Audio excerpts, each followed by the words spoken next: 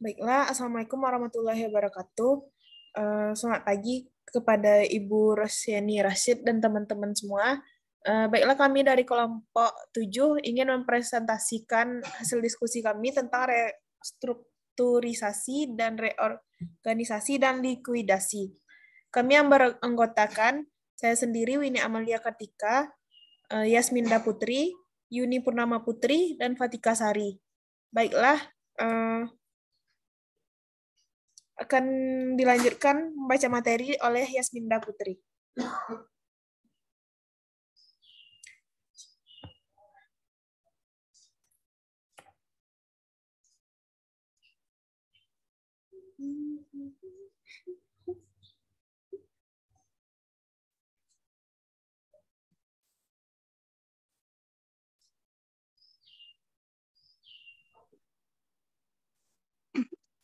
Restrukturisasi.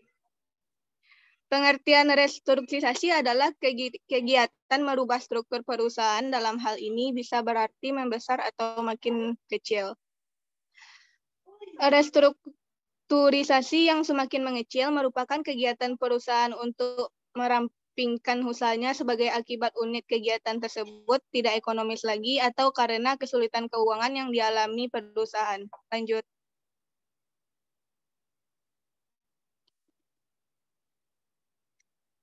Proses restrukturisasi perusahaan. Restrukturisasi perusahaan ataupun restrukturisasi organisasi dapat dilakukan dengan yang pertama, sell off. Korporasi yang mempunyai unit kegiatan yang sangat beraneka ragam, mungkin suatu ketika merasa bahwa di antara unit-unit tersebut ada yang tidak bekerja secara ekonomis. Yang kedua, spin-off. Cara spin-off dilakukan bila unit kegiatan tersebut kemudian dipisahkan dari korporasi dan berdiri sebagai suatu perusahaan yang terpisah. Dengan demikian, perusahaan tersebut akan mempunyai direksi sendiri dan independen dalam mengambil keputusan kepemilikan perusahaan baru tersebut berada di tangan para pemilik atau pemegang saham korporasi dan proporsi kepemilikan dilakukan secara pro rata. Lanjut.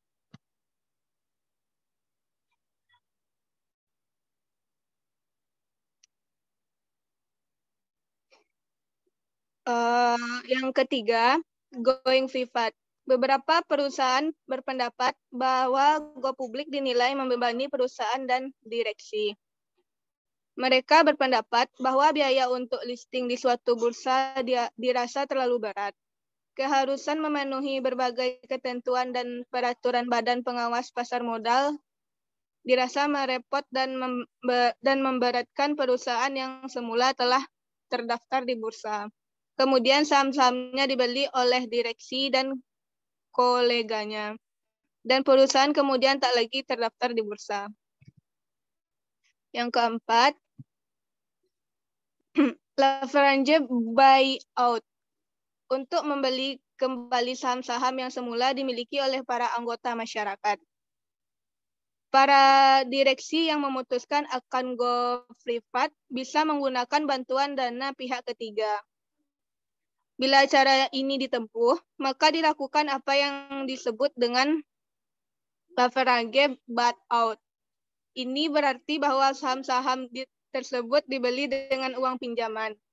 Pinjaman tersebut dijamin oleh aktiva dan arus kasa perusahaan. Sehingga setelah leverage buyout, perusahaan akan mempunyai hutang. Selanjutnya yang akan dibacakan oleh Fatika Sari.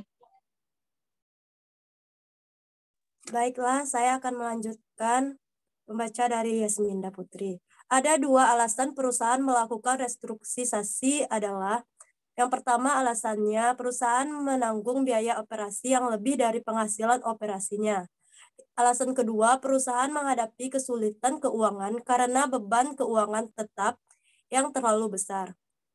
Hal ini bisa jadi dari sisi operasional masih menghasilkan keuntungan operasi, tapi laba operasi tersebut tidak mampu untuk memenuhi kewajiban finansialnya.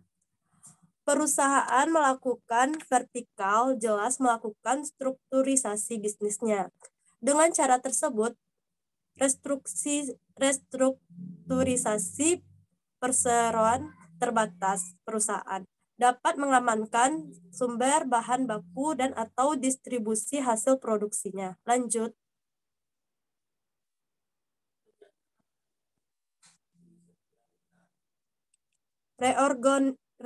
Reorganisasi. Pengertian reorganisasi adalah suatu upaya untuk menjaga perusahaan tetap hidup dengan mengubah struktur modalnya. Struktur pemodalan ulang struktur modal. Dalam situasi ekonomi dan bisnis yang tidak mengembirakan, perusahaan sering terpaksa harus bertahan dengan apa yang telah ada. Reorganisasi dalam aspek finansial dilakukan untuk memperkecil beban finansial yang tetap sifatnya. Lanjut. Cara yang dilakukan perusahaan. Yang pertama, cara yang dilakukan yaitu menentukan nilai perusahaan. Penilaian yang sering digunakan dan yang termasuk sederhana adalah menghitung nilai perusahaan berdasarkan tingkat kapitalisasi. Yang kedua, menentukan struktur modal yang baru. Struktur modal tersebut bertujuan untuk mengurangi beban tetap atau bunga agar perusahaan bisa beroperasi dengan lebih fleksibel. Untuk mengurangi beban tetap tersebut, total hutang biasanya akan dikurangi. Jika tidak ada lagi harapan bahwa operasi perusahaan akan berhasil, maka likuidasi merupakan alternatif satu-satunya yang mungkin dilakukan oleh perusahaan. Lanjut.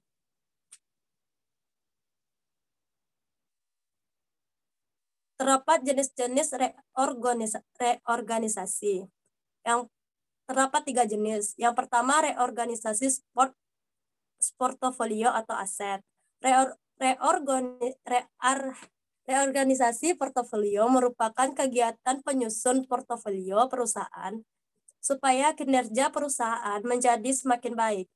Yang termasuk ke dalam portofolio perusahaan adalah setiap aset, lini bisnis, divisi, unit usaha atau SBU, strategi bisnis unit maupun anak perusahaan. Yang kedua, reorganisasi modal atau keuangan. Reorganisasi modal atau keuangan adalah penyusun ulang komposisi modal perusahaan supaya kinerja keuangan menjadi lebih sehat.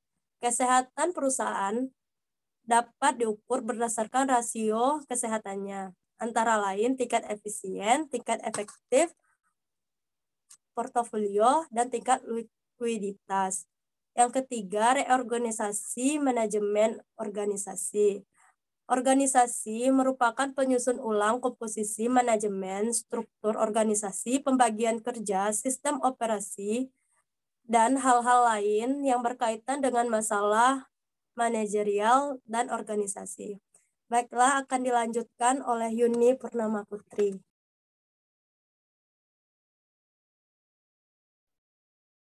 Berikutnya, tujuan dan alasan terjadinya reorganisasi adalah upaya yang dilakukan perusahaan agar kinerja tidak semakin menurun. Alasan terjadinya reorganisasi yaitu perusahaan masih mempunyai kemampuan operasional yang cukup, namun situasi ekonomi sedang berada dalam kondisi kurang menguntungkan. Lanjut.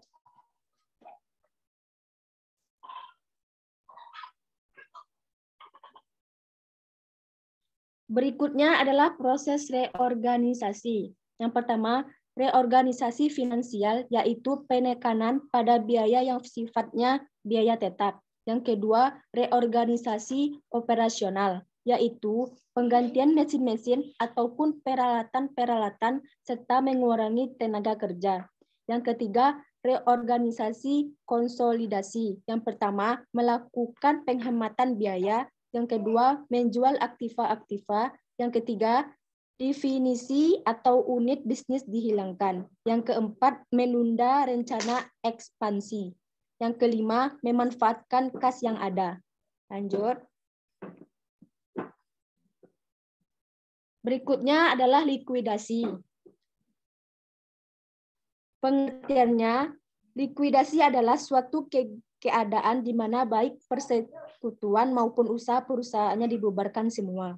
Menurut likuidasi Purnamasari 2013 adalah berhentinya kegiatan operasi perusahaan secara keseluruhan dengan menjual sebagian atau seluruh aktiva perusahaan, membayar semua utang pajak, kewajiban pada pihak ketiga, dan sisanya dibagikan kepada para anggota sekutu sesuai dengan rasio laba atau rugi.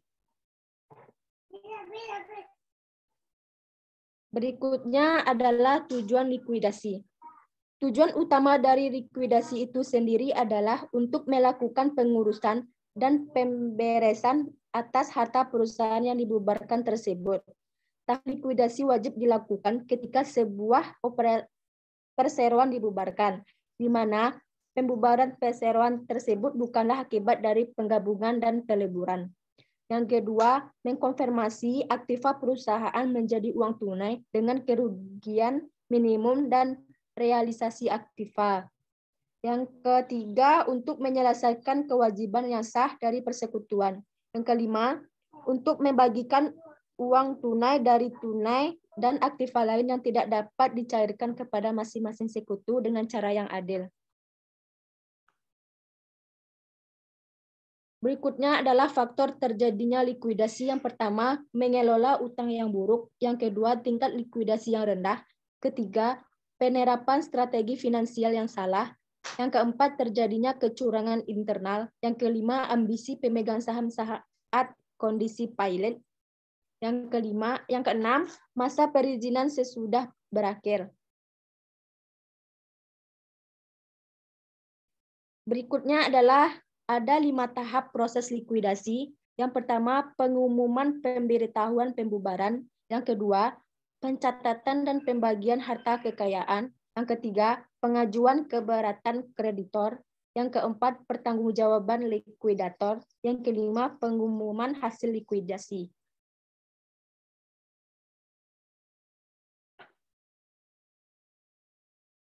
Lanjut. Berikutnya ada jenis-jenis likuidasi. Yang pertama, likuidasi wajib. Jenis likuidasi ini dilakukan pada saat terjadinya pembubaran sebuah perusahaan dan perusahaan tersebut tidak dapat melakukan tindakan hukum kecuali untuk keperluan proses likuidasi. Ini terjadi ketika sebuah perusahaan sudah tidak mampu membayarkan hutangnya. Pihak kreditor bisa memutuskan untuk mengajukan petisi agar perusahaan ditutup, diamini oleh perusahaan, pemegang saham, dan penerima resmi. Yang kedua, likuidasi sementara. Likuidasi sementara menjadi proses yang dilakukan saat terjadinya pelanggaran hukum oleh sebuah perusahaan ataupun adanya resiko terhadap aset perusahaan. Maka, likuidasi sementara akan menjadi pilihan yang diambil melalui likuidator yang telah ditunjukkan oleh mempertahankan dan melindungi aset perusahaan sampai terjadinya sidang petisi. Yang ketiga, likuidasi sukarela. Likuidasi sukarela merupakan proses likuidasi yang cukup berbeda tanpa melalui petisi. Likuidasi ini terjadi karena adanya kesepakatan antara para kreditor minimal 75% suara mayoritas wajib menyetujuinya. Saya kembalikan ke moderator. Baiklah, sekian hasil diskusi kami. Terima kasih atas perhatiannya. Apabila ada kekurangan mohon dimaafkan. Sekian, terima kasih. Assalamualaikum warahmatullahi wabarakatuh.